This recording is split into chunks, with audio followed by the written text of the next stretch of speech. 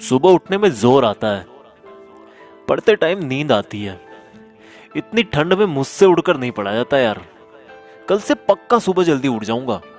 कभी पूछा है अपनी माँ से कि वो सुबह बिना किसी के जगाए 4 बजे क्यों और कैसे उठ जाती है?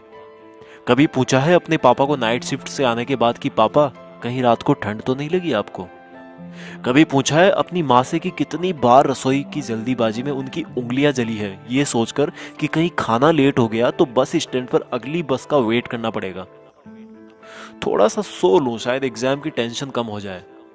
तुम टेंशन से बचने के लिए सोते हो और तुम्हारे पापा तुम्हारी ही फ्यूचर की टेंशन दूर करने के लिए जागते हैं।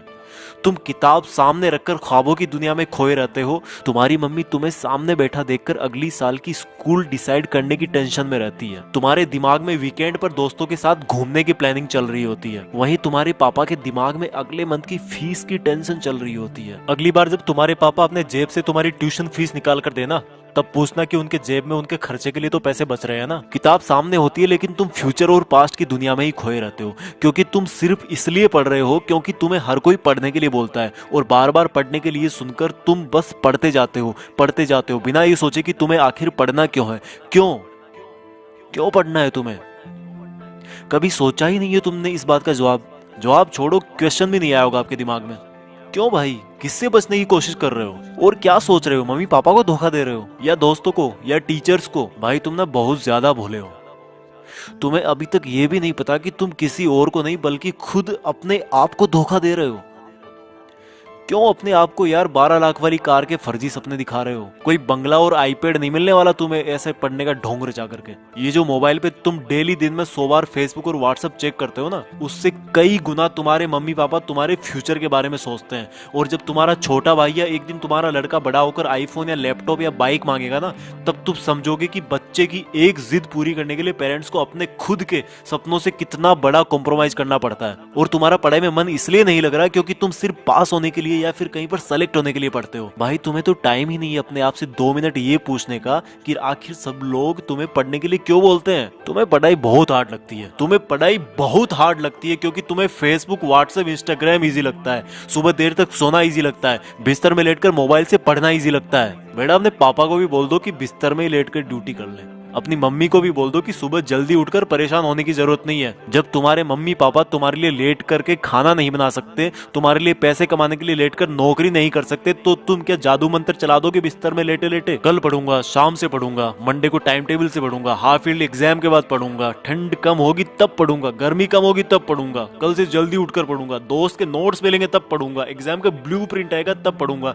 एग्जाम के 1 महीने पहले पढ़ूंगा, एग्जाम के 1 हफ्ते पहले इंपॉर्टेंट क्वेश्चन पढ़ूंगा। पास होने से मुझे कोई रोक ही नहीं सकता। ओ भाई, तेरा ना तो कल आएगा, ना तेरा टाइम टेबल 2 दिन से ज्यादा चल पाएगा, और ना ही किसी दोस्त के नोट से तू टॉपर बन पाएगा। हाँ, सही सुना तूने, मैंने बोला टॉपर। एक बार और सुन ले, टॉपर। तू टॉपर बनने के लिए पैदा हुआ है। तू अपने पापा को नाइट ड्यूटी के चक्कर से आजाद करने के लिए पैदा हुआ है, खुद बिस्तर में लेटकर मोबाइल चलाने के लिए नहीं। और रुक एक बार, तूने कल क्या कहा था कि एग्जाम के 2 दिन पहले इंपॉर्टेंट क्वेश्चन पढ़ना काफी होगा तेरे लिए।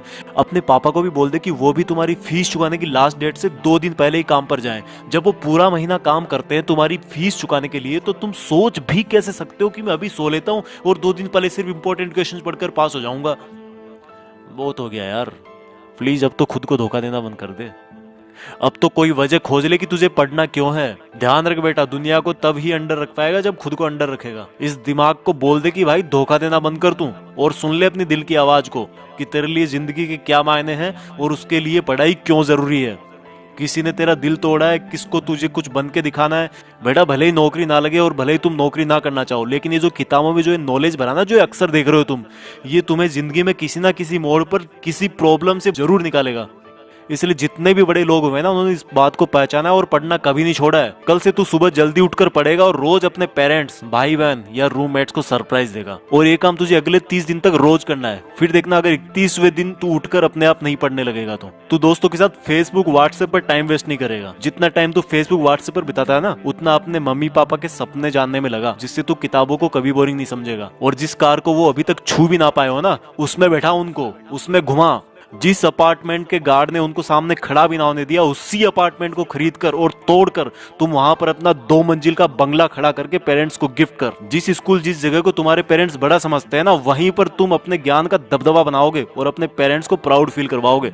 यार अब तो कुछ बड़ा कर ले, खुद का नाम कर ले, पढ़ने का मकसद ढूंढ ले और मम्मी पापा के और खुद के कुछ अधूरे सपनों और कुछ बहुत बड़े सपनों को अचीव कर ले। सोचने और करने से ही होगा, उठकर पढ़ने से होगा। आज कितना ही छोटा क्यों ना हो तू, पर कल तो नाम तेरा ही होगा।